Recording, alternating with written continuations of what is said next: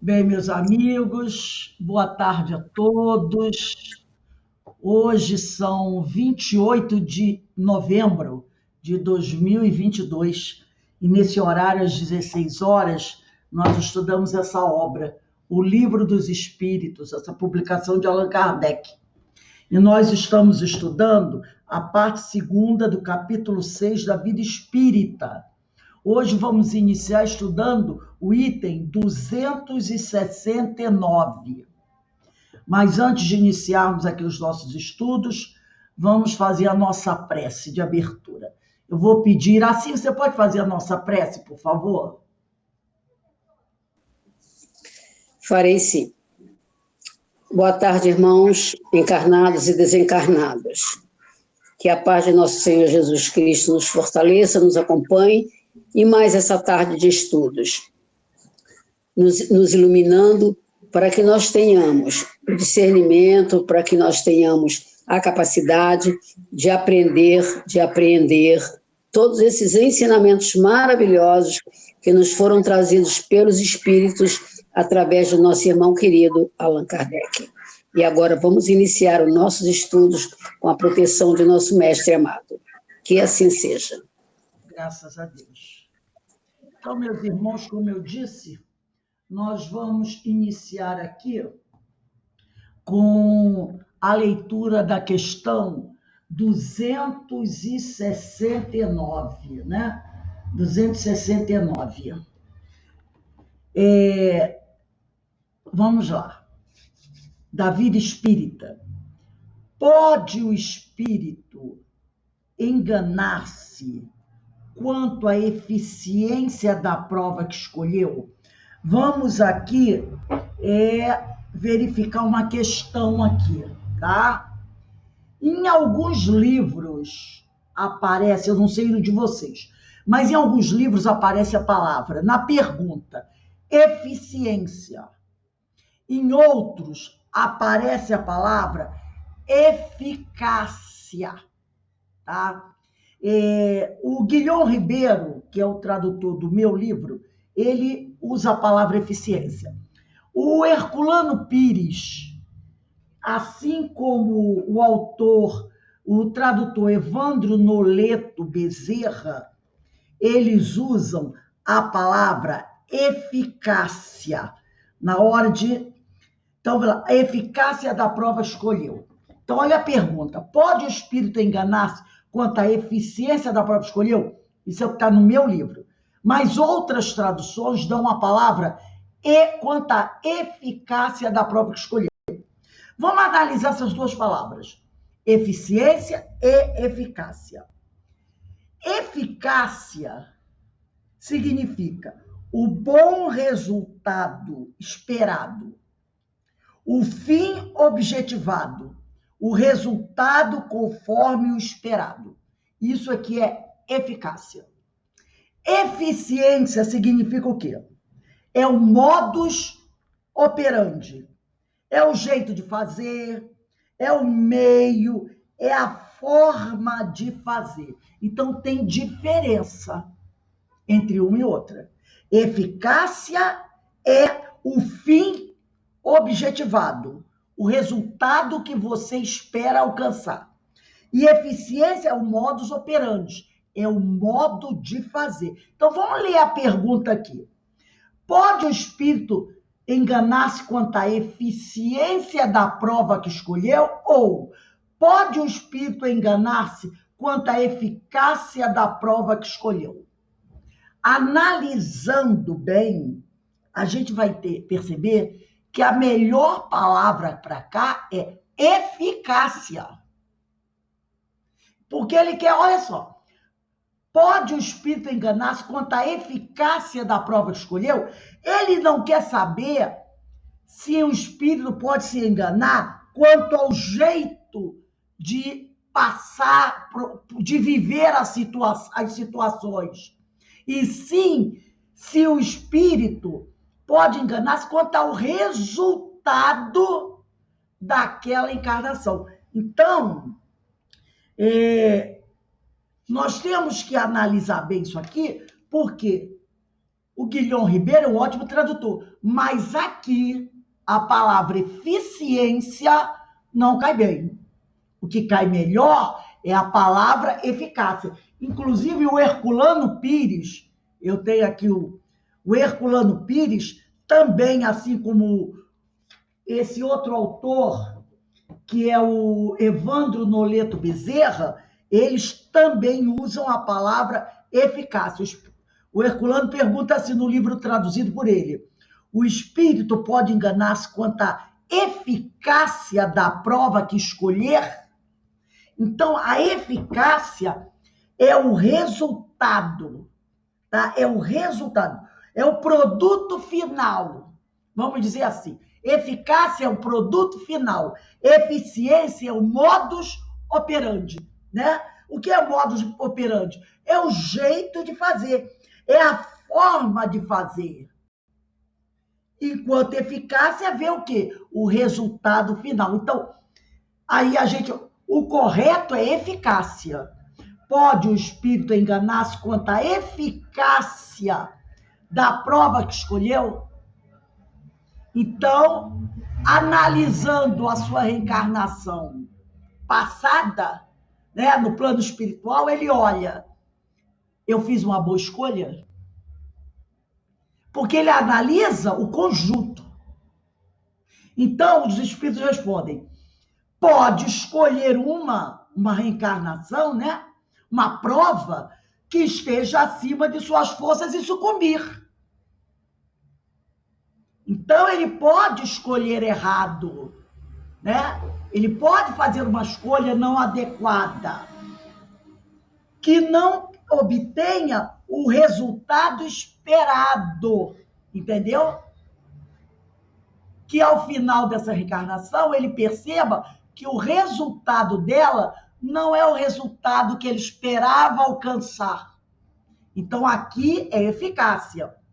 Pode também escolher alguma que nada lhe aproveite, como sucederá se buscar vida ociosa e inútil. Mas então, voltando ao mundo dos espíritos, verifica que nada ganhou e pede outra que lhe faculte recuperar o tempo perdido. Porque se fosse eficiência, às vezes você pode usar, você pode agir de uma forma e chegar ao resultado esperado. Ou pode até agir de outra forma e também conseguir, né? Porque às vezes as pessoas usam formas diferentes para vivenciar aquela reencarnação e alcançam o resultado. Mas aqui ele quer saber o resultado, ele quer saber da eficácia, né? Então, o sentido semântico melhor é com a palavra eficácia. Aí ele diz: mas então, voltando ao mundo dos espíritos, verifica que nada ganhou e pede outra que lhe faculte recuperar o tempo perdido. Vamos dar uma olhadinha, quem tiver aí, no livro Consolador do Emmanuel, na questão 132. 132, eu não vou ler, eu vou ler a pergunta e o último parágrafo, o Consolador.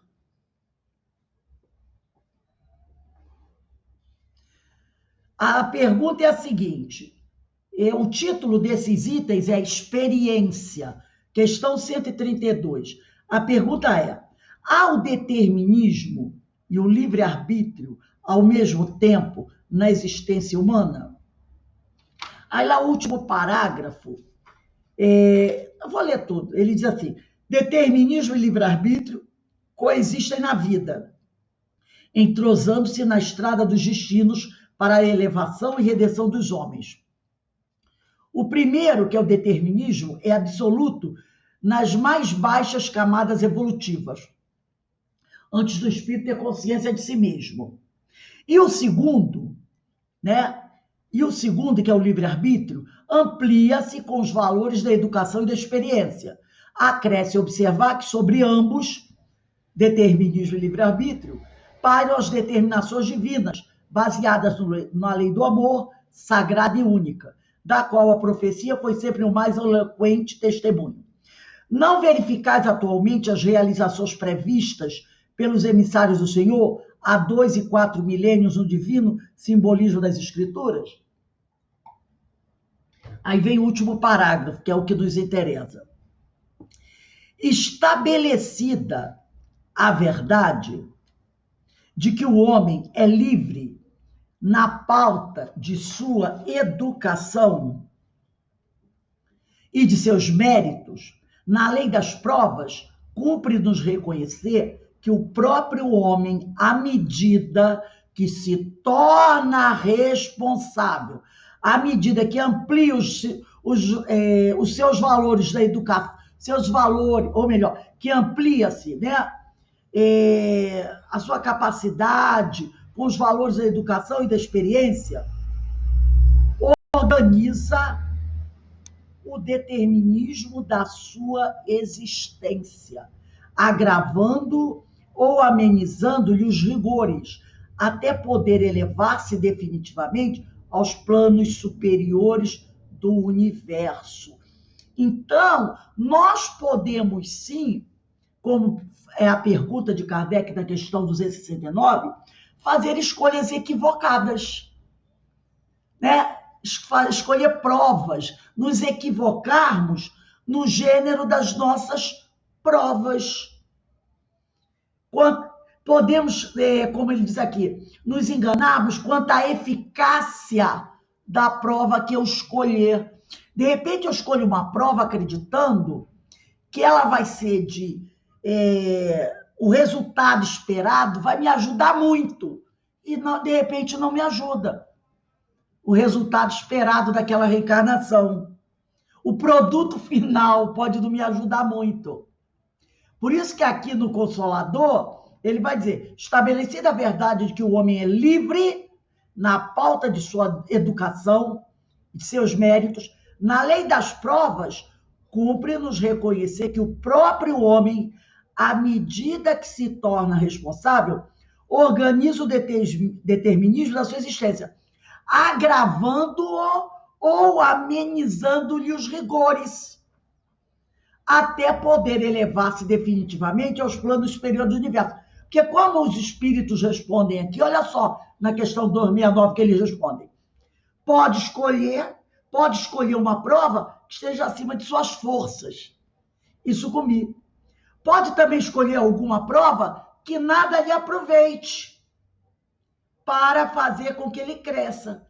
Aí ele retorna ao plano espiritual e vai fazer o quê? Uma avaliação da escolha que ele fez, do que aquela escolha resultou. De repente, ele pode até verificar, não, a escolha foi boa, mas eu não estava preparado para levar essa prova até o final. Eu tinha minhas dificuldades.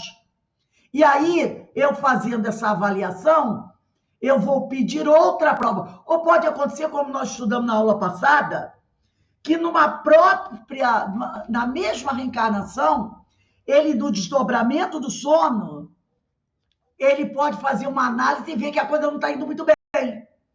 E aí ele diz, não, vamos reorganizar isso aqui. Então, somos nós, né?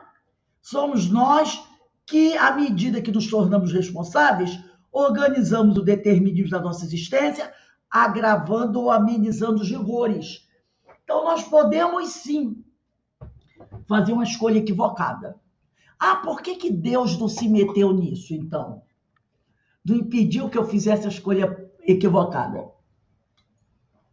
Porque aí ele invadiria o meu livre-arbítrio, não é? Eu não teria experiência do acerto e do erro, porque tudo é experiência. Então, se alguém vai e não vai, como você vai aprender? Né? Então, a gente precisa passar por isso para que nós possamos aprender. Então, devemos refletir melhor sobre as nossas decisões. Sempre precisamos refletir. Será que o que iremos fazer é realmente útil para a nossa evolução? Então, a gente tem que, na hora da escolha, seja lá onde for, a gente tem que fazer essa reflexão. sempre refletindo sobre tudo que eu vou fazer, passo a passo, né? Vamos na questão 270. A que se devem atribuir... Ah, Verinha entrou agora. Só queria lembrar ela que na questão 269, nós fizemos uma pequena correção na pergunta. Alguns livros, a pergunta é assim: pode o espírito enganar-se quanto à eficiência da prova que escolheu? A palavra eficiência aí não está bem colocada. É melhor substituir a palavra eficiência por eficácia. Então, dá uma riscadinha aí na eficiência, escreve eficácia. Porque, como nós falamos aqui, a eficiência é o modus operandi, é o modo de fazer. E a eficácia é o produto final, é o resultado conforme esperado.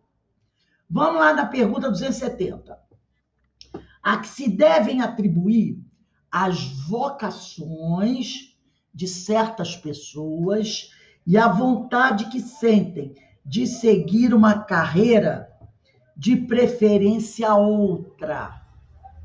Isso é muito bem voltado, né, até para os jovens, né? Que dificuldade para o jovem quando está terminando o ensino médio e tem que fazer o Enem para escolher uma carreira. Então, a que se devem atribuir as vocações de certas pessoas e a vontade que sentem de seguir uma carreira, de preferência a outra. Aí a resposta dos espíritos. Parece-me que vós mesmos podeis responder a esta pergunta. Pois não é isso a consequência de tudo que acabamos de dizer sobre a escolha das provas e sobre o progresso efetuado em existência anterior? Então, a gente tem que prestar atenção numa coisa. Todos nós, todos os espíritos, trazemos um pendor para determinada área. Por quê? Porque já é o resultado de várias experiências vividas. Quantas reencarnações nós já tivemos? Nós não somos espíritos primitivos. Tudo bem que a gente está na terceira ordem, né, na ordem dos espíritos imperfeitos, mas nós não estamos lá no início dela. Nós já vivenciamos várias experiências, já adquirimos muito conhecimento. Então, quando a gente reencarna, cada um de nós já tem um pendor para determinada área. Agora, nós precisamos observar esse aspecto em nós mesmos. O grande objetivo é buscar ser útil às pessoas e evoluir. Então, às vezes, você tem que se analisar. Você tem, principalmente se você está desenvolvendo uma tarefa, ou até mesmo na nossa faixa etária, a pessoa diz assim, eu quero voltar a estudar. Tudo bem, maravilha. É só você analisar. Para nós que já estamos numa certa idade mais avançada, é mais fácil da gente perceber isso do que o jovem, né? O jovem fica, eu quero ser isso, aquilo outro. Mas se ele mesmo, o jovem, começar a se analisar o que eu realmente gosto de fazer, né? O que é aquilo que me dá o verdadeiro prazer de fazer? É que muitas vezes a gente sabe que a família, ela força um pouco a situação. Principalmente se o jovem diz assim, eu quero trabalhar com carros. Eu gosto de mexer com motor de carro. Então, eu vou fazer um técnico de mecânica e depois eu posso fazer até uma engenharia mecânica ou eu posso me especializar. Cursos técnicos tem muito bons, Senac, SESI, por aí afora, da área de mecânica de automóvel. Então, vai ter muitas mães que vão dizer assim, mas você não vai fazer faculdade, meu filho? Não quero fazer faculdade. Eu vou fazer, eu estou fazendo aqui o ensino médio, vou terminar o ensino médio, vou para o, acho que é Senai, né? A mecânica, acho que é Senai. Vou para o Senai, que são cursos ótimos, o Senai. Vou fazer 2 anos e meio lá no Senai de curso. Posso escolher mecânica de automóvel, posso escolher parte elétrica do automóvel. E tem outras coisas mais, né? E depois eu vou fazendo outros cursos envolvendo... Não quero fazer engenharia mecânica. Eu quero fazer área técnica. Vou procurar outros cursos técnicos, porque eu gosto disso. Mas tem muitas famílias que... Ah, mas você tem que ter um curso superior. Ora, de repente, esse rapaz pode, no futuro, ter várias oficinas mecânicas e ganhar muito mais que o engenheiro mecânico. Ele pode se tornar um grande técnico, um grande, né, mecânico de automóvel. Tem tipos até de carros em que você pode se especializar.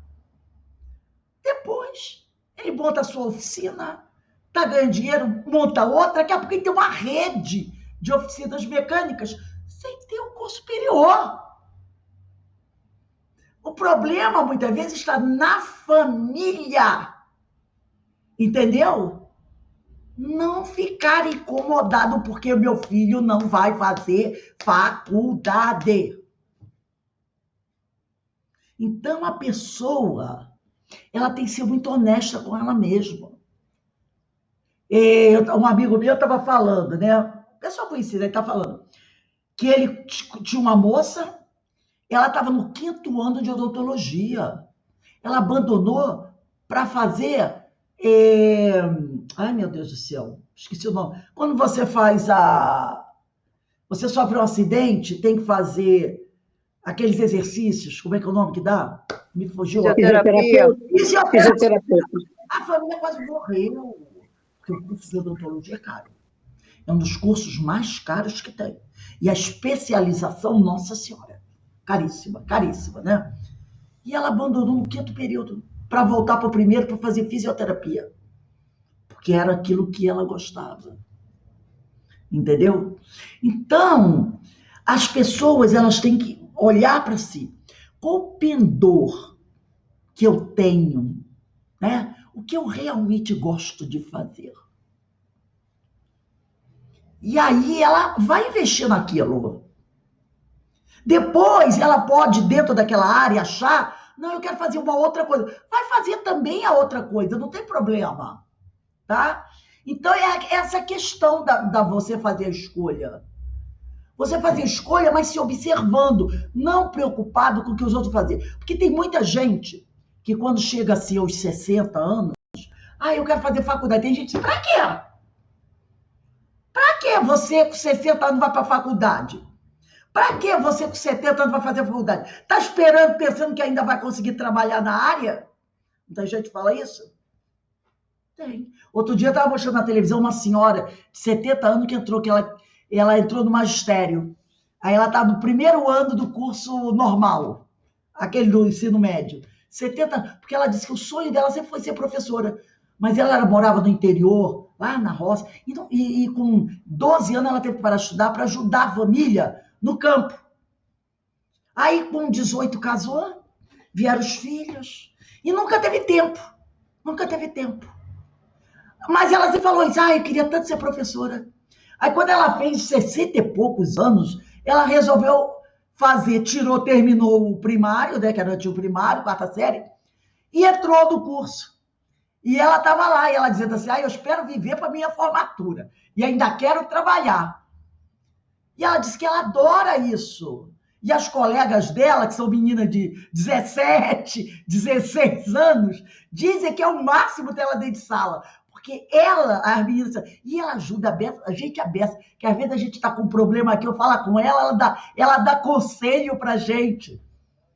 Entendeu? As meninas estão adorando, e ela bota o uniforme dela, que lá na cidade dela é aquela saia preta plissada, blusa de manga comprida, que tem no Carmela, né? Blusa de manga comprida, com a gravatinha, ela vai toda arrumada.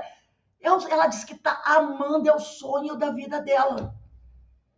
Aí tem gente que fica, meu Deus, tá achando que vai dar aula ainda? Então é a mesquinhez das pessoas, né?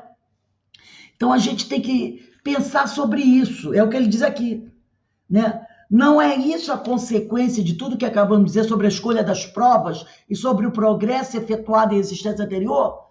Então, às vezes, aquela pessoa, ela tem esse pendor, para fazer algo, mas naquela encarnação, por alguma razão, ela não pôde, nos anos da sua juventude, realizar aquilo.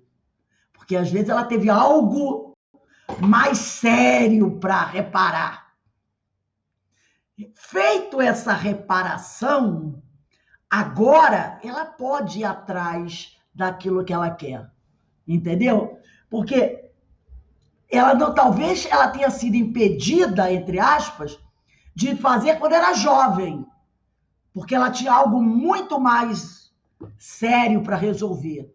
E agora ela tem oportunidade de ir atrás desse sonho dela, né? Vamos lá na questão 271. Estudando na erraticidade as diversas condições em que poderá progredir, como pensa o espírito consegui-lo, nascendo, por exemplo, entre canibais? Vamos aqui lembrar a época que esse livro foi publicado, né? A gente vai encontrar nessa pergunta, nessa resposta, várias colocações que não são adequadas, mas nós temos que pensar não com a cabeça de 2022, tá? Nós temos que entrar dentro de como era visto isso lá em 1857, porque senão fica complicado, né? Como a ciência daquela época viam essas coisas. Então, a palavra canibais aqui, ela está adequada para a época que foi escrito isso, tá? Quando ele fala canibais, ele quer dizer aquele grupo, né, que eles consideravam selvagens, mais atrasados, porque era assim que a ciência daquela época via.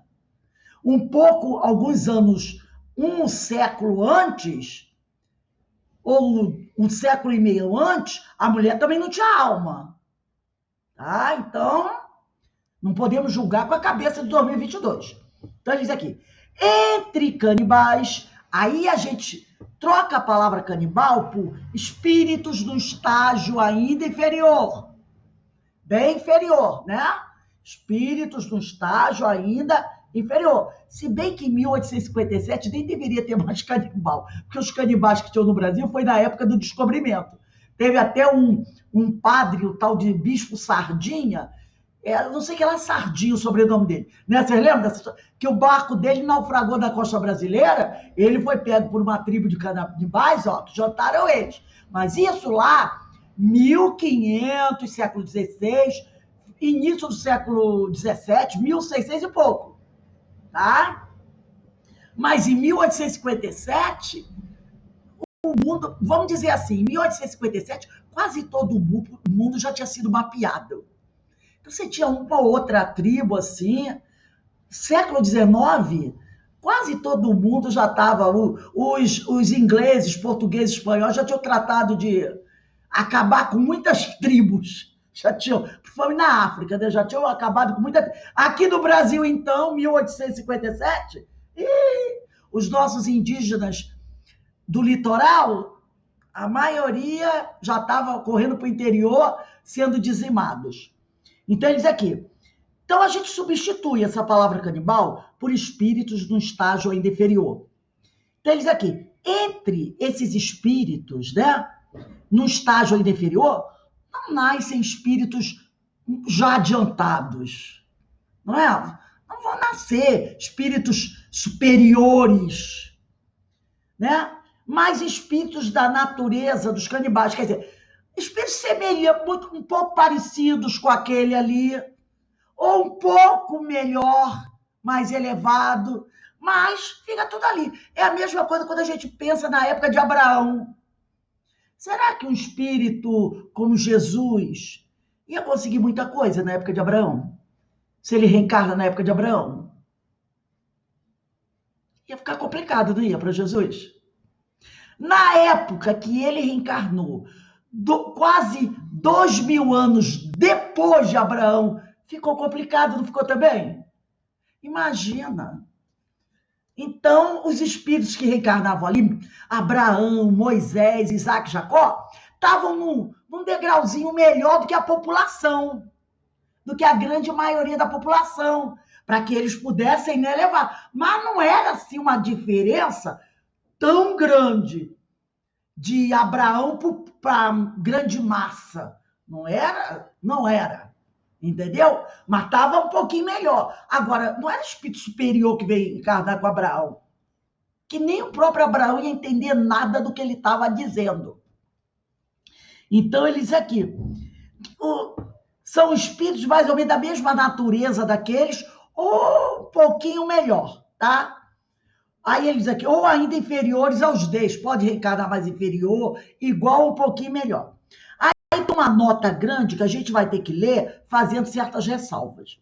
Ele diz aqui, sabemos que os nossos antropófagos, aqui é uma visão do século XIX dele, de Kardec, tá? Até porque ele fala nossos antropófagos, ele morava na França não tinha antropófago.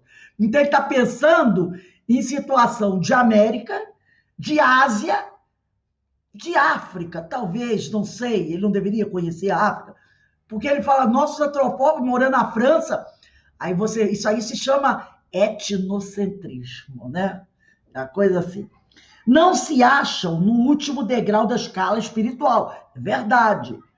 Nossos indígenas, podemos dizer assim, porque indígenas é o nome que eles mesmos preferem ser chamados, do que de índios. Eles não gostam de ser chamados de índios, tanto que eles já pediram, os nossos indígenas, para que essa dadia do índio seja alterada. Mas o governo atual não, quis manter dia do índio, entendeu? Mas eles estão, no novo governo, pedindo para mudar. Muda, é dia do indígena. Então, eles aqui, sabemos que os nossos antropófagos, né, não se acham no último degrau da escala espiritual. Claro que não.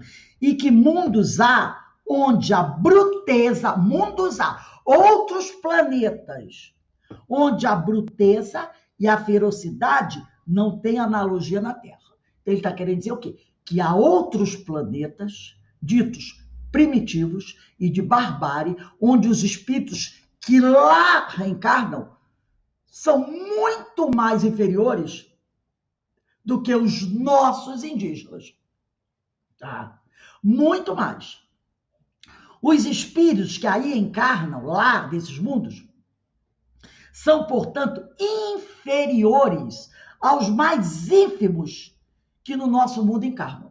Então, os espíritos nesses planetas de barbárie primitivo são muito mais inferiores em nível de conhecimento, desenvolvimento, que os nossos indígenas. Depois a gente vai falar sobre isso.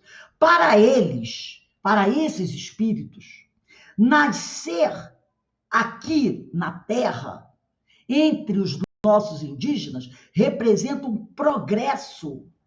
Como o progresso seria para os antropófagos terrenos exercer entre nós uma profissão que os obrigasse a fazer correr sangue. Então, é uma visão bem ainda bruta, porque ele está dizendo que para os nossos indígenas, ter hoje, no mundo vamos dizer assim, da sociedade, ter uma profissão onde ele pudesse mexer com sangue, seria um grande progresso. A gente sabe que não é isso. Não é isso, né? Então, seria um avanço para esse antropófago reencarnar hoje entre homens da grande sociedade. Aí ele diz aqui, não podem pôr mais alto suas vistas, porque sua inferioridade moral não lhes permite compreender maior progresso. O espírito só gradativamente avança. Não lhe é dado transpor de um salto à distância que da civilização separa a barbárie. Isso é certo. É tudo, né? A gente vai avançando o quê? Gradativamente. E é esta uma das razões que nos mostram ser necessária a reencarnação que verdadeiramente corresponde à justiça de Deus. De outro modo, que seria desses milhões de criaturas que todos os dias morrem na maior degradação se não tivessem meios de alcançar a superioridade?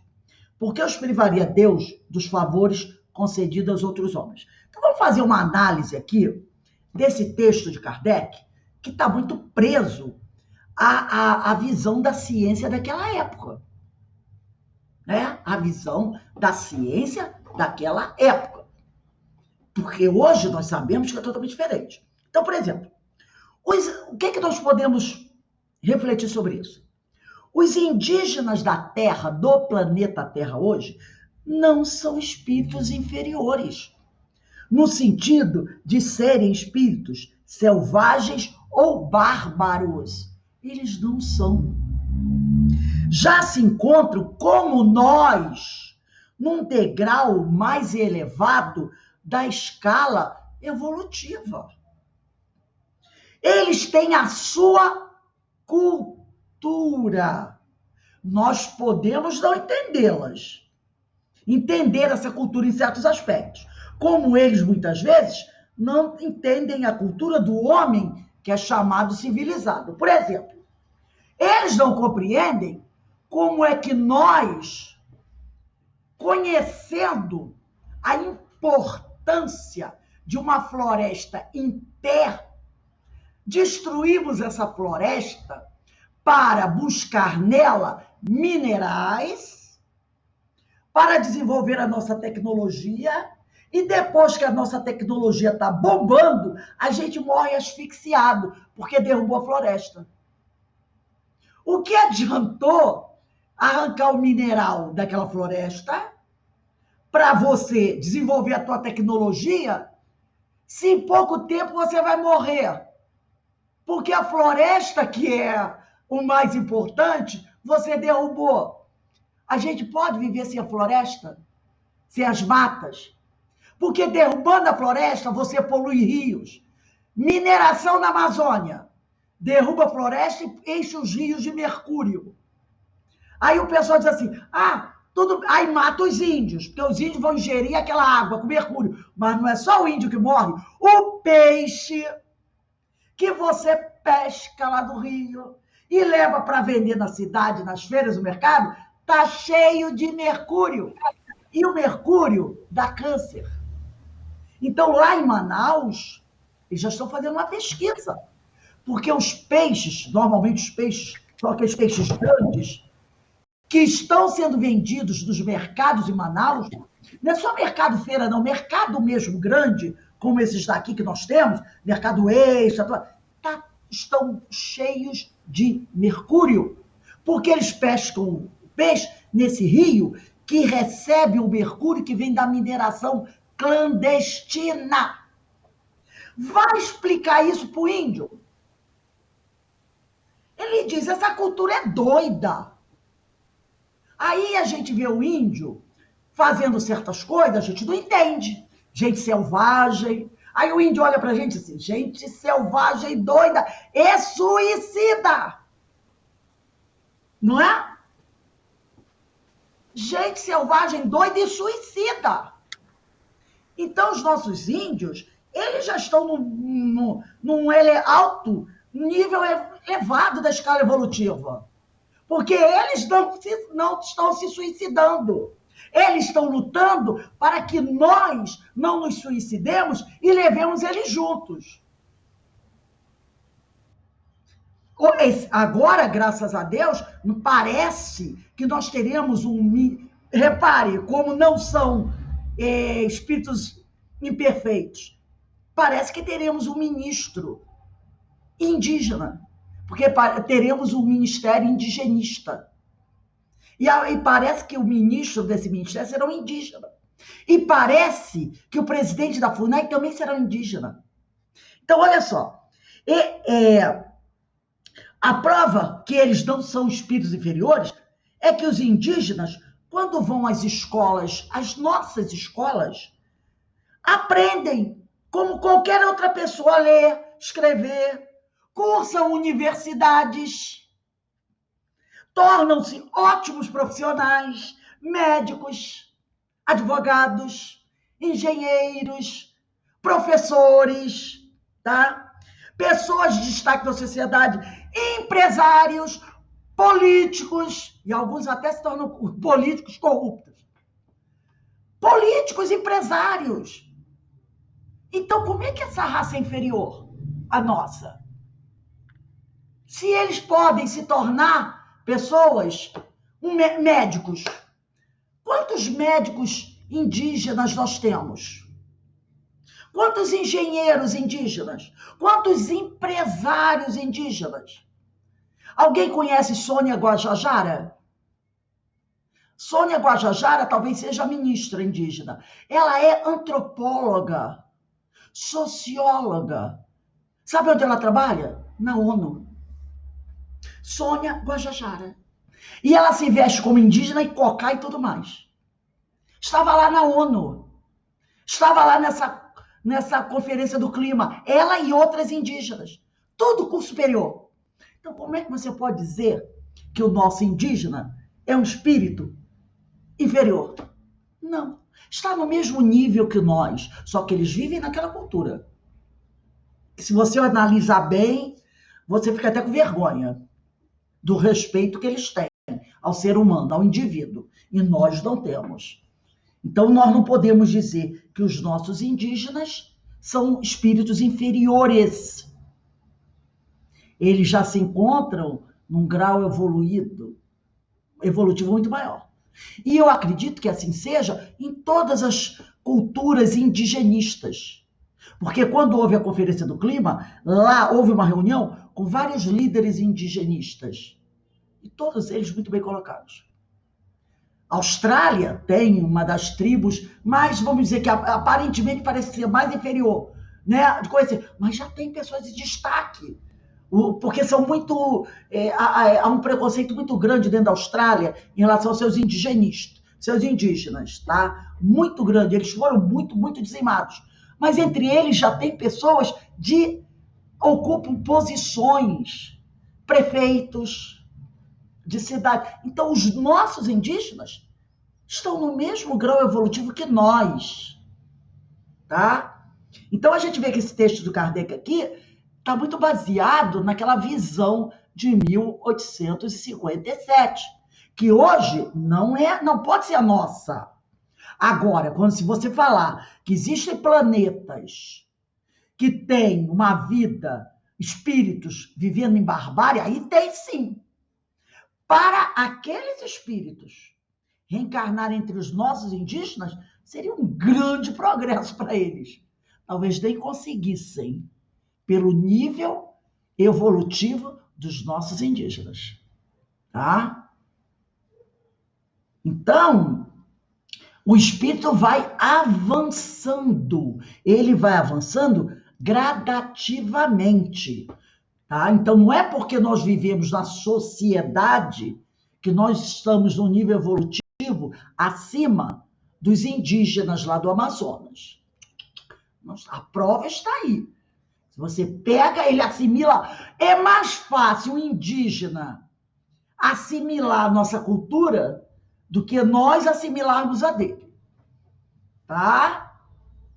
Porque, de repente, viver respeitando completamente a natureza, para nós ficar. Não jogar um papelzinho de bala no chão, fica meio complicadinho, né, pra gente? Dá até dor na mão, né? Sair com aquele papelzinho de bala ali na mão até em casa para jogar na sua lixeira. Né? Não tem um cantinho aqui na rua que eu possa jogar, não?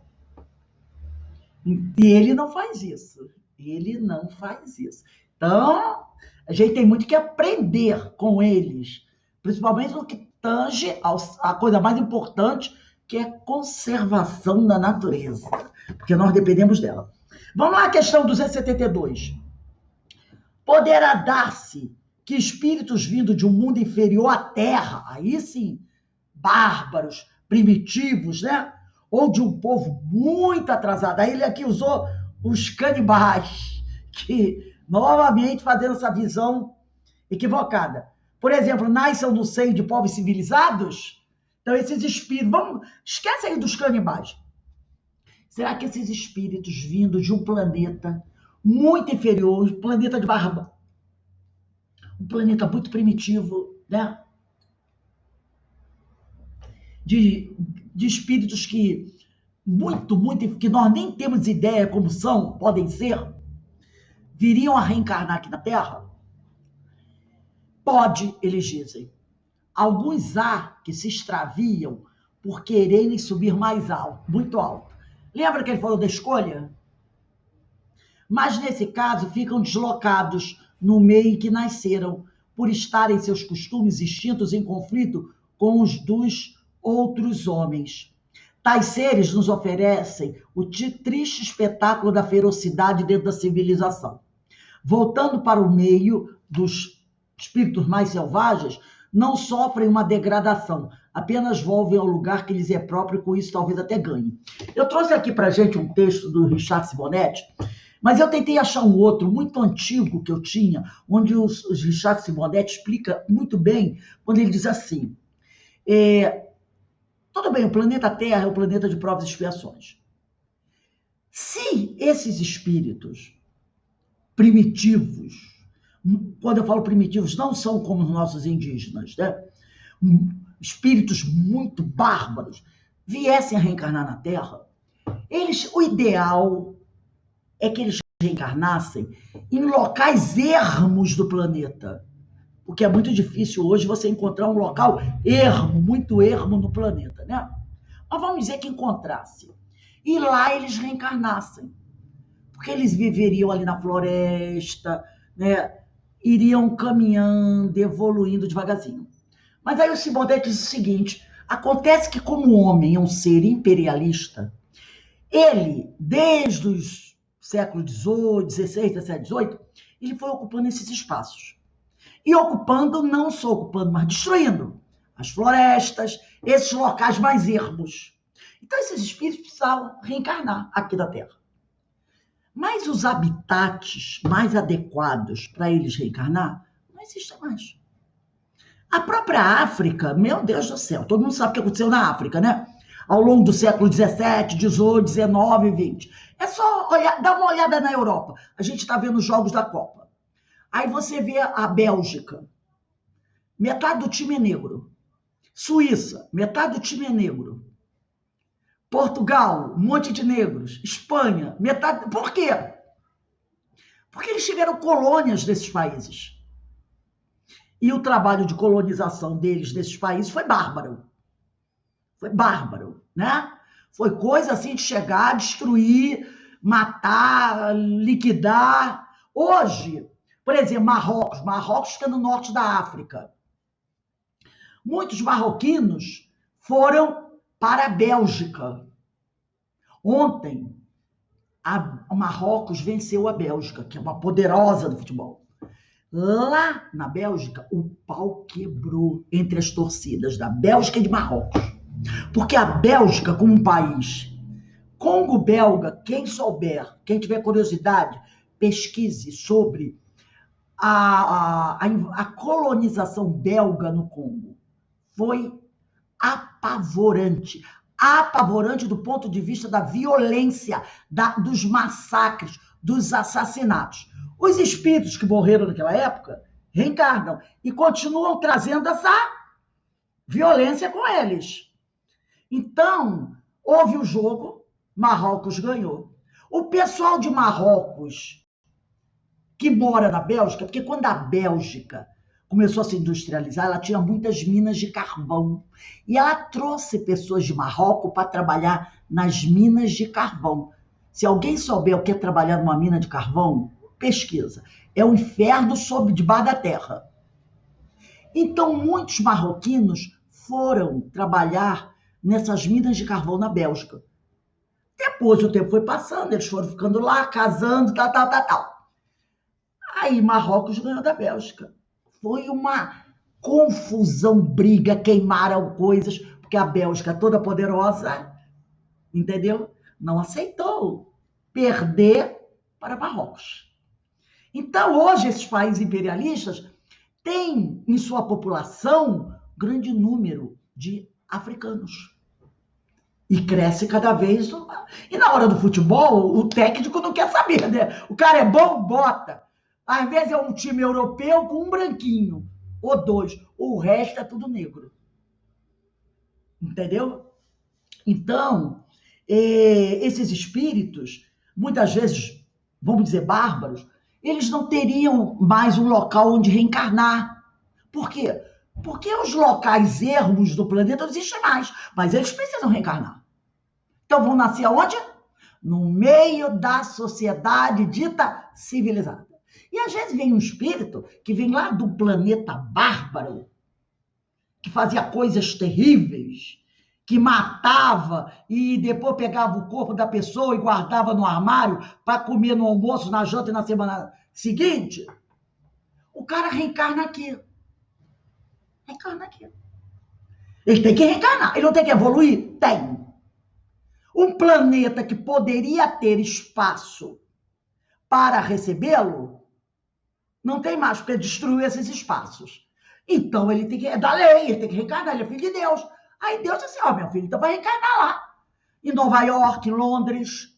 De vez em quando, você encontra, como aconteceu uns anos atrás, num apartamento, numa casa lá no centro de Londres, o cara tinha debaixo do assoalho inúmeros corpos. Ele era antropófago. Ele matava, ia comendo as pessoas pouquinho. E não era um, não, ele tinha um monte. Pode ser um desses espíritos. Aí o pessoal, meu Deus, como é que Deus permite isso? Quem mandou você destruir o espaço onde ele poderia reencarnar? De repente, no meio de uma selva distante. A grande parte das nossas florestas nós destruímos. E olha a briga aí para manter o Amazonas em pé. Como está complicado. Vai olhar ver a floresta aqui. Minha memória de vez em quando dá uns apaga. Aqui da nossa costa litorânea, como é que chama mesmo? A nossa floresta. A Mata Atlântica. Floresta Atlântica. A Mata Atlântica. Mata Atlântica. Aqui, ó. Já era, né? Então, é o que ele diz aqui no comentário, Kardec. Apesar de tá um pouco deslocado no tempo, mas olha só. Tais seres nos oferecem o triste espetáculo da ferocidade dentro da civilização. Porque às vezes é um espírito que vem de um planeta desse aí. Voltando-se para... Agora, se eles tivessem a oportunidade de reencarnar num meio onde só espíritos mais ou menos parecidos com eles existissem, eles não sentiriam tanto. Apenas voltam ao lugar que lhes é próprio, e com isso talvez até ganhem. Mas não tem mais esse lugar que lhe é próprio. Então eles vão ter que reencarnar aqui entre nós. De vez em quando a gente vai se deparar com esses espetáculos. Eu trouxe aqui um PDF, deixa eu ajeitar aqui, é um texto do Richard Simonetti, muito interessante. O Richard Simonetti ele tem uns textos muito bons, onde ele vai falar aqui para gente da animalidade e angelitude. Ele já desencarnou. São textos que ele escrevia e publicava, tá? Não era num livro. Ele publicava em sites, assim. É um artigo, né? Então ele vai dizer aqui: os espíritos são seres inteligentes da criação. Todo mundo sabe, está lá na questão 76 do Livro dos Espíritos. Constitui o mundo dos espíritos que preexiste, né? O planeta pode até explodir, mas o mundo dos espíritos vai continuar. E sobrevive a tudo. E os espíritos desencarnam e, sobretudo, sobrevivem a tudo. Também está lá no Livro dos Espíritos, item 85. Os espíritos são criados simples e ignorantes. Livro dos Espíritos 115. Evoluem intelectual e moralmente, passando de uma ordem inferior para outra mais elevada até a perfeição, onde gozam de inalterável felicidade, a felicidade perfeita. As pessoas que têm, aí ele vai fazer um comentário interessante. As pessoas que têm animais domésticos surpreendem-se com seu comportamento. Em algumas iniciativas parecem dotados os animais, né, de discernimento, particularmente o cão, o que melhor se relaciona com o homem. São incontáveis as histórias sobre a sua vivacidade. No entanto, as religiões tradicionais situam os irracionais, os animais, né, por simples máquinas comandadas por programações biológicas, os instintos. Não seriam, portanto, imortais. Em círculos religiosos obscurantistas da Idade Média, acreditava-se que as crianças com sérias limitações mentais, as crianças deficientes, não possuíam alma. Daí se aproximarem do comportamento instintivo dos irracionais. Então, veja só, lá no século XVI, XVII, crianças deficientes, é o nome como nós devemos chamá-los, eu vi isso na última Olimpíada, oh meu Deus, na Olimpíada, né, dos Paralímpicos, onde eles diziam também, quer nos chamar, fale que somos deficientes, e assim a nomenclatura correta, né? Então, eles acreditavam, né, na Paralimpíada, né? Eles acreditavam no século XVI, século XVII, século XV, que as crianças deficientes também não tinham alma, tá? Não tinham alma, porque elas tinham comportamentos parecidos com os irracionais. E aí ele diz aqui, ainda hoje, superada essa aberração, a questão constitui sério problema para a teologia ortodoxa, envolvendo a situação dos excepcionais após a morte. Que muita gente fica pensando, o que vai acontecer com o excepcional, com o deficiente, depois que ele desencarnar? Não podem ir, baseado naquela teologia, para suposto inferno. Sem condições para exercitar o livre-arbítrio, não assumem responsabilidade por suas ações.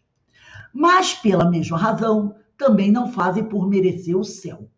Por outro lado, há as crianças que morrem ao nascer. Para onde vão suas almas, se não tiverem tempo para opções condenáveis ou louváveis? A solução encontrada por teólogos medievais não satisfaz a lógica.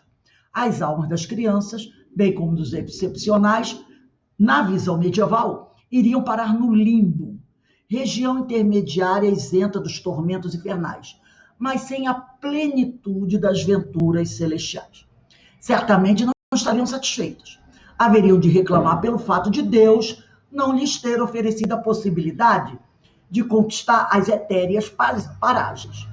Assim como os animais seriam seres à parte na criação, outros haveria seres especiais, denominados anjos, superiores em inteligência, cuja principal função seria de atuar como intermediário entre Deus e os homens. Seria uma tremenda injustiça, né? E a todo mundo querer questionar Deus. Vem cá, por que eu nasci com essa deficiência e o outro não? Cada ser humano teria, nessa visão, teria o seu designado pelo Criador para protegê-lo. O tal dos anjos, lembra? Anjo guardião. Poderíamos perguntar, como fariam os animais se falassem? Por que Deus não me fez anjo? Por que a existência desses seres privilegiados, situados em patamar superior à humanidade? Não por méritos, mas por escolha divina. É como um pai que, por vontade própria, gerasse filhos irracionais, ou débeis mentais, ou precariamente racionais, ou inteligências geniais, conforme lhe desse na veneta. Os anjos, embora superiores aos seres humanos, nem sempre foram virtuosos e obedientes. Muitos se rebelaram. Ao invés de ajudar os homens em nome de Deus, passaram a persegui-los em nome de suas ambições, procurando arrastá-los ao mal na terra, para aprisionar e torturar suas almas no além. O diabo seria esse anjo rebelde. Então, que Deus é esse? Que faz com que alguns seres nasçam animais irracionais, outros deficientes mentais, parecidos com os animais irracionais. Outros ele queria anjos, mas que podem mudar de ideia e lutar contra esse próprio Criador. Que Deus é esse? Essas ideias são questionadas na atualidade, quando o homem vai atingindo sua maturidade intelectual. Lembrando que ainda existem pessoas hoje, em 2022, que acreditam no príncipe das trevas, no anjo decaído, tá? Só para a gente relembrar que essa ideia medieval prevalece até hoje entre algumas pessoas e até entre parentes nossos. Tornando-se, então, conforme o homem vai atingindo sua maturidade intelectual, tornando-se mais exigente quanto aos princípios religiosos, esperando que sejam, sobretudo, racionais esses princípios religiosos, que atendam à lógica. E dela seria uma teoria mais abrangente, uma ideia que permitisse explicar melhor a vida, os seres vivos e os propósitos de Deus, atendendo aos imperativos da justiça. É exatamente essa a proposta da doutrina espírita. A partir de informações colhidas da espiritualidade, sem especulações teológicas. Então, a doutrina espírita traz as informações da espiritualidade, sem passar por essas religiões humanas. Segundo o Espiritismo, todos os seres têm um princípio espiritual em evolução. Poderíamos situá-lo como a alma dos irracionais, né? Esse princípio espiritual em evolução. Submetido à experiência reencarnatória, com breves estágios da espiritualidade, obedece à sintonia vibratória que o liga a determinada espécie. Então, esse princípio espiritual em evolução, tá? Ele vai ser submetido a experiências reencarnatórias, olha os animais também, e vai obedecer à sintonia vibratória daquela espécie. Então, você não vai ter um princípio espiritual canino reencarnando como espírito. Não vai rolar. Ele vai obedecer à sintonia vibratória da espécie, tá? O princípio espiritual, aí eles aqui, desenvolvendo-se, habilita-se a encarnação em espécies superiores, como quem sobe os degraus de uma escada. O princípio espiritual chegará um dia à complexidade necessária para conquistar a capacidade de pensar. Será então um espírito, um ser pensante. Então isso vai levar bilhões e bilhões de anos para que ele possa se habilitar a uma encarnação em espécies superiores. A transição, essa passagem entre o princípio espiritual e o espírito ocorre em outros planos do infinito, demandando largo tempo. Isso vai acontecer lá nos laboratórios do mundo espiritual, tá? Entre o irracional e o homem, há longos caminhos a percorrer fora da Terra. A ideia de que os animais têm um princípio espiritual que evolui explica porque alguns demonstram lampejos de inteligência. Estão mais perto dela, já a possuem de forma rudimentar. Pode parecer estranho, mas é perfeitamente lógico.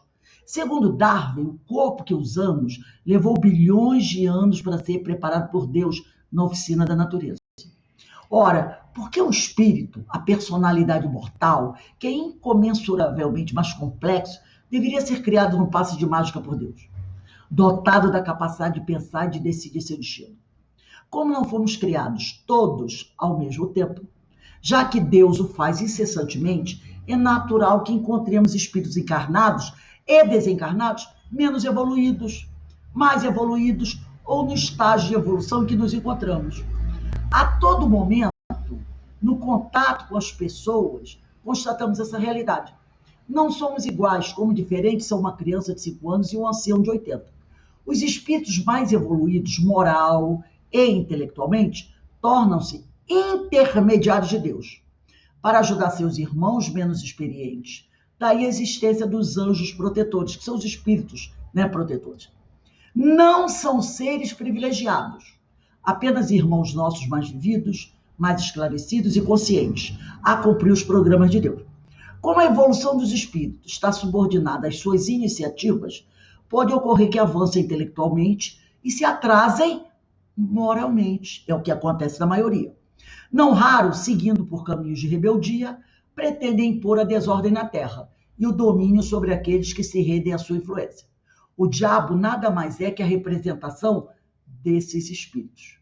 Situação transitória, porque Deus não nos criou para a perfeição e lá chegaremos. Situação transitória, porque Deus nos criou para a perfeição. E lá chegaremos, quer queiramos ou não, porque essa é a sua vontade, a vontade do Pai. O demônio de hoje será o anjo de amanhã, quando a vida lhe impuser penosas experiências de reajuste, reconduzindo aos roteiros do bem. Da irracionalidade à angelitude, a longa jornada. A doutrina espírita nos diz que poderemos caminhar mais depressa, com mais segurança, com menos sofrimento, com menos problemas. Sobretudo, podemos caminhar felizes e confiantes. Como? Como? É simples. Basta que nos disponhamos a desenvolver o conhecimento das leis divinas, com o estudo e a sensibilizar o coração com a prática do bem. Eu achei esse artigo do Simonetti fantástico para falar sobre essa evolução. O que vocês acharam aí? Perfeito, ele é perfeito, né? Perfeito. Eu me lembrei quando ele fala desses, que você comentou também, desses espíritos oriundos desses planetas aí, brutais ainda. Aí, na minha análise, esse rapaz que entrou em 2 escolas e pegou a arma, eu fico pensando, esse espírito reencarnou num ambiente social privilegiado e se armou com materiais, né, bélicos, né? Embora ele, com a essência brutal vindo desse planeta. Aí eu fiquei pensando até que o pai de uma das meninas que ele matou, ele disse assim, os pais, ele quer justiça, lógico, né? Os pais desse rapaz vão ter que dar conta disso, porque será que durante a infância esse menino não apresentou nenhum movimento de agressividade, de violência, que essa família não se deu conta disso, para ele chegar nesse... Ele aprendeu a atirar muito bem. O pai é da polícia. Sim, aprendeu, quer dizer. Também publicou nas redes sociais aquele livro, Minha Vida, Mein Kampf, do Hitler, recomendando a leitura. Será que esse pai não tem um viés e possa não ter dado uma boa educação moral a esse espírito? Sim, né? sim. Então, a gente não sabe. Mas tá. Eu estou especulando aqui, depois que a gente, você, na sua abordagem aí, e com esse texto do Simonetti, a responsabilidade da família diante daquilo, da essência. Não nada. Como é que esse rapaz aprendeu a manusear armas automáticas com tanta presteza? Isso. É complicado, né? E ele deve, eu imagino esses meninos, esses jovens, ele deve ter torturado animais durante esse período todo, porque não é de uma hora para outra que ele, ele faz. Quer ver uma coisa a refletir? Ele foi retirado da escola pelos pais há 6 meses atrás. Há 6 meses atrás, os pais tiraram ele da escola. Ele estava, parece, no 9º ano. Tiraram ele da escola, há 6 meses atrás. Por que será? Por que será? Não é? Então, há 6 meses atrás... A gente estudando como o Espiritismo, né, ele nos traz o esclarecimento, né? Eu não sei que texto que eu li ou que você trouxe, que a humanidade só vai melhorar quando as pessoas forem espíritas no sentido do conhecimento, né, dessa realidade. Né? E a gente tem que ver a importância da educação. Esse estudo chega em nossas mãos, né, como filho, nós temos uma responsabilidade. Aqui vamos olhar aqui a questão 273, que eu tenho ainda para encerrar, um outro texto do Simonetti, que é bem menor que esse, mas que é maravilhoso. Questão 273, Kardec pergunta, será possível que um homem de raça civilizada, opa, ele está falando né, outra visão também um pouco antiquada, né? É o homem que nasceu na cidade, como nós, reencarne por expiação numa raça de selvagens? Será que nós, que nascemos numa grande metrópole, podemos, na próxima reencarnação, nascer numa tribo dessa braba da vida? Numa região lá no ão da vida, com tanta dificuldade? Será possível? Ele diz assim, o espírito diz, é possível sim. Você reencarnar hoje na Terra, numa metrópole, e amanhã reencarnar num planeta desses violentos. Olha o que aconteceu com os exilados de Capela. Quando eles vieram para cá, isso aqui não era metrópole, não. Não tinha metrópoles no planeta Terra, não. Ele diz, mas depende do gênero da expiação. Um senhor que tenha sido de grande crueldade para os seus escravos, poderá, por sua vez, tornar-se escravo e sofrer os maus tratos que infligiu a seus semelhantes. Um que, em certa época, exerceu o mando, pode, em nova existência, ter que obedecer aos que se curvaram ante a sua vontade. Ser-lhe-á isso uma expiação, que Deus lhe imponha, e se ele abusou do seu poder. Também um bom espírito pode querer encarnar no seio daquelas raças, ocupando posição influente, para fazê-lo progredir. Aí é missão. Em tal caso, desempenha uma missão. Então, é possível sim.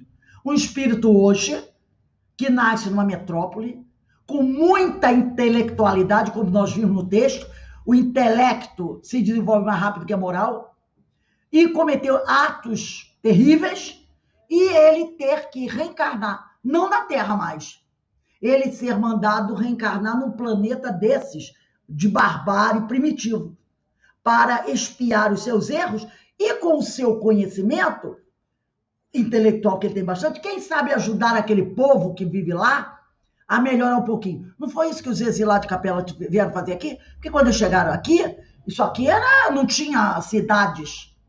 Eles reencarnaram entre aquela raça que existia aqui, muito primitiva. E no início foi uma tortura terrível, mas conforme eles foram desenvolvendo conhecimento, né, percebendo o conhecimento que tinham e utilizaram para ajudar aquelas civilizações que viviam aqui na Terra, muitos deles já voltaram. Então ele diz sim. Agora, também tem aquele espírito que pede para reencarnar numa região dessa, porque a missão para ajudar o processo evolutivo daquele povo, né? E eu trouxe aqui outro texto, continuando esse, também do Simonetti, que tem por título Invasão dos Bárbaros. Ele diz assim, nestes tempos de transição, que são os tempos que estamos vivendo agora, nesses tempos de transição, em que a população mundial ultrapassa os 7 bilhões de habitantes, isso foi até comemorar, engraçado, esse texto dele já é bem mais antigo, mas no mês passado eles comemoraram, né? Que foi constatado que o planeta Terra está com 7 bilhões de habitantes. Porque lógico que é um número, né, que eles fazem assim, por análise, né? Não tem como contar isso. Mas foi essa ideia que teve há uns meses atrás, e o Simonetti já tinha colocado isso aí. A impressão é de que estamos sofrendo a semelhança do que ocorreu no passado com o Império Romano, uma invasão de bárbaros. Porque o Império Romano sofreu uma invasão de bárbaros, né? Era um grande império. A diferença é que no pretérito, estas hordas que chegaram, invadiram, dominaram o Império Romano, tinham uma conformação étnica, situando-se por hunos, visigodos, vândalos, ostrogodos, né? A gente sabe, olha aí, Jesus Gonçalves e tudo mais. Os bárbaros de hoje surgem das entranhas de nossa própria sociedade, pelas portas da reencarnação. Então, naquela época, eles vieram do norte, né, da Europa, invadindo o Império Romano, dominando, né? Aí temos Átila o Huno, Alarico e vários outros. Se os fluxos migratórios do continente espiritual para o mundo físico, planeta Terra, envolvendo milhões de espíritos, obedecem à direção do planeta confiada a Jesus, segundo nos informa Emmanuel, pela psicografia de Chico Xavier, fica a pergunta: por que foram abertas as porteiras do umbral, despejando sobre o plano físico multidões desvairadas, cuja característica principal é a agressividade e o desrespeito pela vida humana? Olha aí, Carmen, aquilo que a gente estava conversando sobre esse fato acontecido. Por que essa porta foi aberta e esses espíritos chegaram aqui? Que seriam os vândalos, né? Os vândalos, os bárbaros do plano espiritual, como nós tivemos os bárbaros lá naquela época. Diríamos que estamos diante de uma contingência evolutiva. O crescimento da população oferece a inteligências primitivas a oportunidade de um contato com as agruras da vida física, qual lixa grossa a desbastar suas imperfeições mais grosseiras, ao mesmo tempo em que sua presença perturbadora impõe às coletividades terrestres uma reavaliação de suas motivações existenciais. Realmente, o contato, né, dessas coletividades terrestres que vivem aqui no planeta com esses bárbaros, né, com esses grupos de espíritos que vêm dessas zonas de dor e sofrimento, que no livro da Ivone chama de invisível inferior, muitas vezes nos choca. Consideremos, em princípio, o comportamento do homem comum. Olha, o homem comum somos nós, tá? Nas férias escolares, milhões de brasileiros buscam descanso nas praias. Os fins de semana são marcados por multidões que procuram sombra e água fresca para cultivar a felicidade de não fazer absolutamente nada, dando tratos à fantasia, sob o embalo da indiferença que sempre sugere perigosas incursões no vício e na irresponsabilidade. Não há por que censurar o descanso, o lazer, a viagem à rede. O problema é que isso tudo, que deveria ser parte da vida, costuma tornar-se a finalidade dela, sob inspirações do velho egoísmo humano. Então fica aquela coisa, né? Eu vou passar o meu fim de semana em tal lugar. Junta a minha família, vamos para lá, a gente curte, bebe muito, não é? Às vezes acontece isso. Aquele grupo bebe muito e começa a fazer coisas que não deveriam fazer. Às vezes termina em briga, termina em morte. E isso quando, eu vi ontem, estava mostrando ontem no Fantástico, eles, quando vão embora, deixam um manto de poluição, de sujeira no local. Então vão para uma praia, vão para um bosque, vão para um lugar, e quando vão embora, é garrafa de cerveja, é lata, é papel, aí fica aquela imundície, tá? Aquela imundície. Ou então, quando se junta um grupo para brincar o carnaval, no outro dia, vai lá ver o que aconteceu. Houve um desfile da escola de samba, houve um bloco que passou. Vai olhar a imundície, o que o pessoal que trabalha na Conlub, na Condep, que é aqui de Petrópolis, tem que limpar da sujeira que o dito civilizado deixou ali.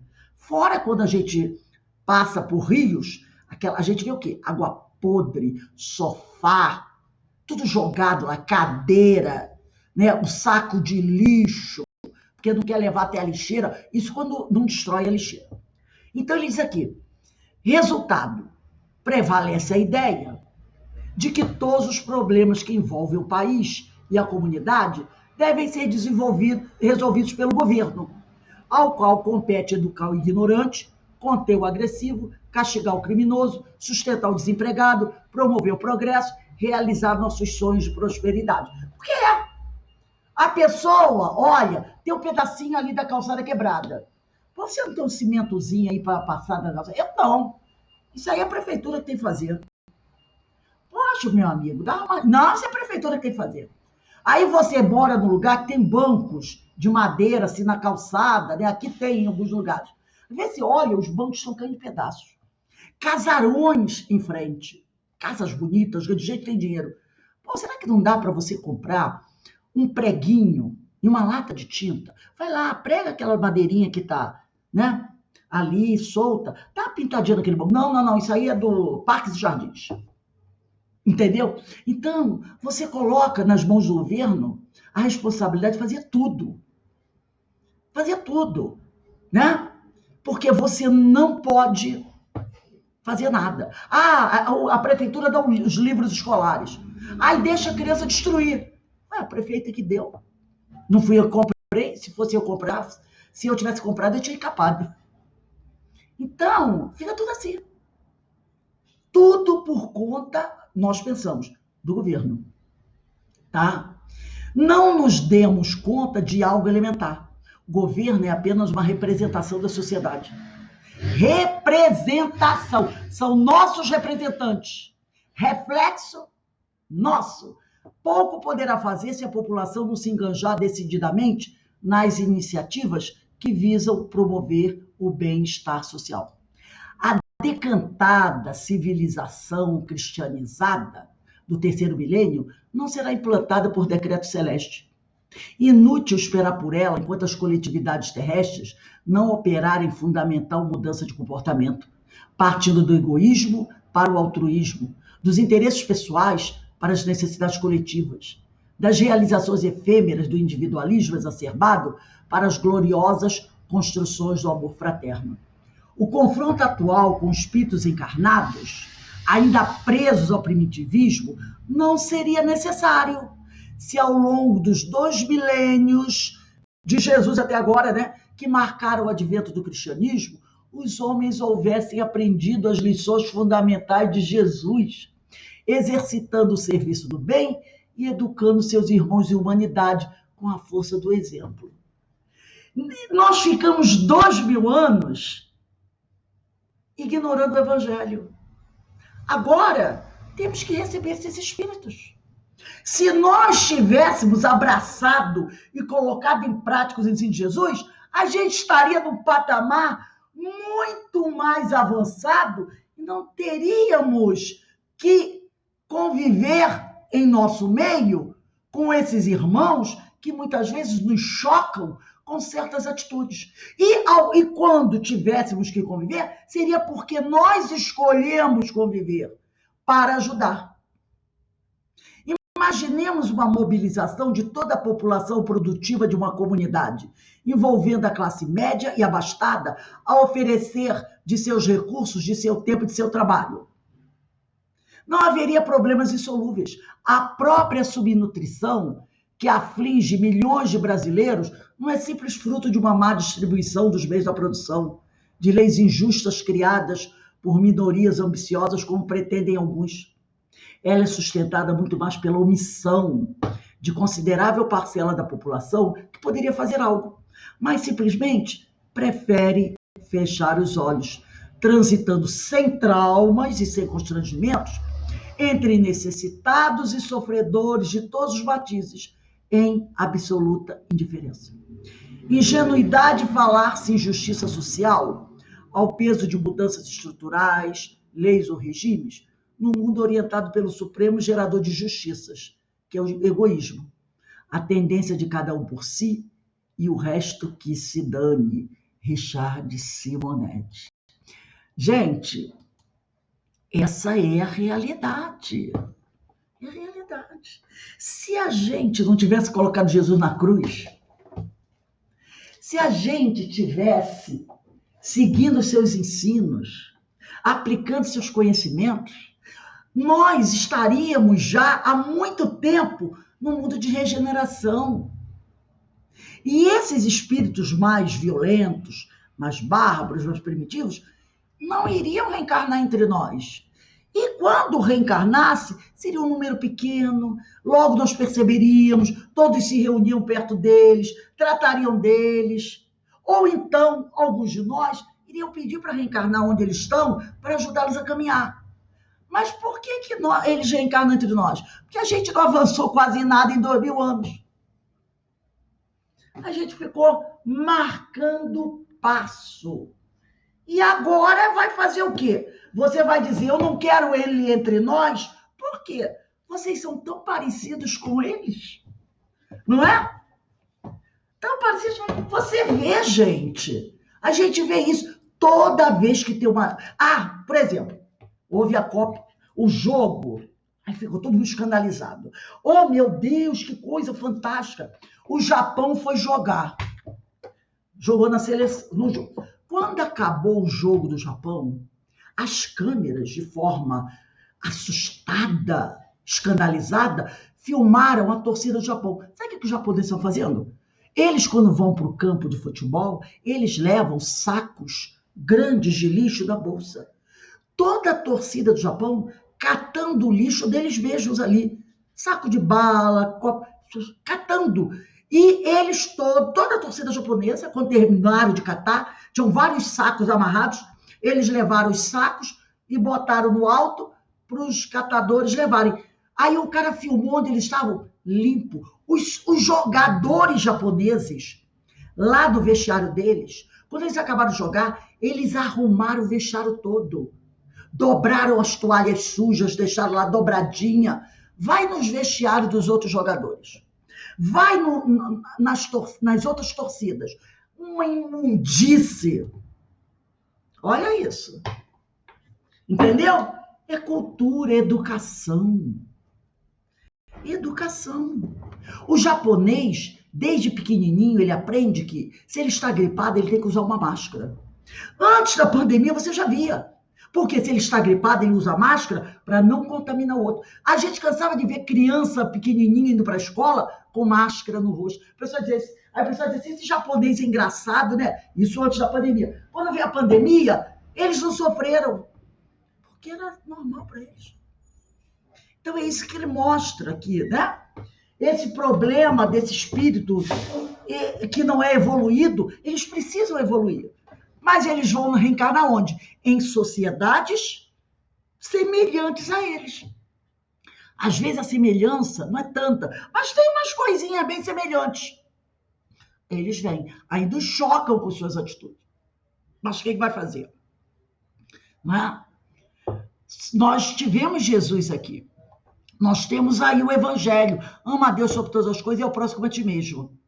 Se você entender o que é ama o próximo a ti mesmo, toda essa sociedade dá um salto de qualidade extraordinário. Porque envolve tudo, educação, alimentação, moradia, transporte, saúde, envolve tudo. Envolve tudo. Mas a gente ainda não entendeu essa frase, esse ensinamento de Jesus. Alguém gostaria de comentar alguma coisa aí?